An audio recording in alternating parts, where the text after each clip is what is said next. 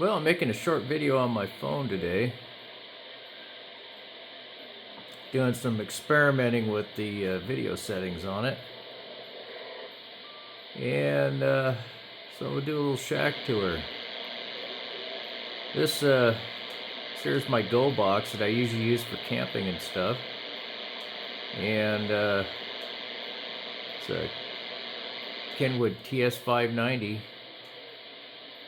that I've got set up for 10 and 6 meter FM here while I'm at home.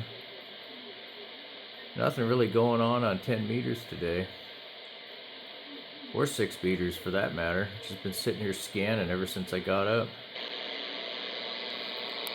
And then down here we got the RCI 2950, so I'm listening to a station down in South America on. It's getting some interference from my 20 meter FT8 that I got going on.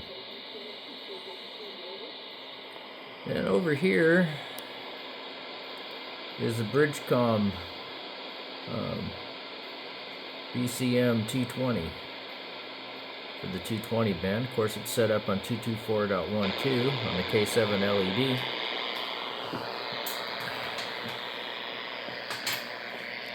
And down here we got my old XPS Dell desktop that's hanging in there. It's been here forever. And then here are my multiple screens. This one here is for 6 meters, which I'm monitoring a lot because I'm waiting for some sporadic E to happen. And then that's hooked up to that radio. And we'll see if we can get that to come back to life. I'm on 50.313 right now. That was one instance of WSJTX with some grid tracker stuff mixed in.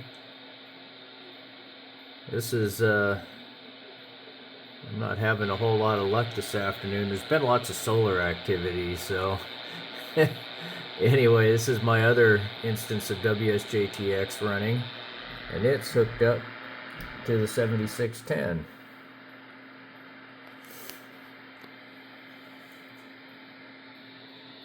And then my favorite program of all is called Grid Tracker, and it takes care of my logging. It auto uploads to Logbook of the World. It does everything except for wash your dishes, basically. And there's lots of parks on the air today. Then this radio down here, IC 9700, was listening to the net over on Lake Washington Ham Club, and hang around on 14652 and 146.82. Well, you can really see the cat here on my mouse pad. My cat likes to come up and visit. And then here's the Meritron AL80B. And that's hooked up to the 7610 right now.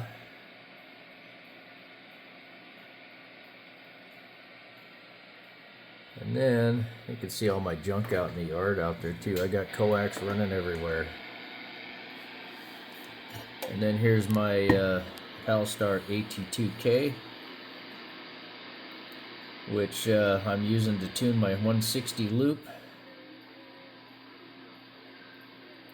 And between that and the 10 kilowatt 1-to-1 balun outside, it does a pretty good job of tuning my loop. Even when it's raining like it is right now. I think the Juncos built a nest in my gutter upstairs, and now it's overflowing. And they made a poor choice for a place to put a nest. And then that over there is the one of the receivers. I have 3 of these for my Davis weather station, and I really like this. I'm also online too at Holton's Haven at Elger Bay. And here's my studio monitors. The reason I have these 2 little ones, these 2 little studio monitors underneath here, is mainly because of, well, I can't hear as good off to the sides as I can right in front of me, so that sucks getting old. And there's my podcast mic that I use for making YouTube videos, although I have a long ways to go in figuring that out. And then my camera, my 4K camera. That's a 220 handheld I got underneath there. I'm looking for a battery, you know, just a AA battery pack for this particular radio, cheap. I want to find out if it works. Don't know. It's a IC3AT. So it's a 220 handheld, but it looks like it's been pretty well beat up. I'm looking for a cheap way to figure out. Oh yeah, they gotta have snacks, you know. But anyway, we'll kind of wander around here to the back and show you my mess. I have wires everywhere. Literally everywhere. I've started my grounding. It's that copper bar that's back there. And then I've got another copper bar here that runs across the back. So I got started on that finally. By the way, that's not the recommended way to bring coax into your house, but it's fixable. So here's the mess in the back. The good, the bad, and the ugly. And for some reason, this antenna switch here doesn't work on 440. So that's why that's like that. Experiments in progress. But my 2-meter one, it works fine. Anyway, I don't know quite what's going on with that antenna switch. It works on HF just fine, but then here in the back are my studio monitors. And this down here is a ground loop isolator. And my pile hum destroyers. I found that by using these in a single channel on each side of my studio monitors, they work a little bit better. Then the M Audio BX3s that I've got here, they work awesome. I don't have any filtering on them at all for RF, so I was lucky.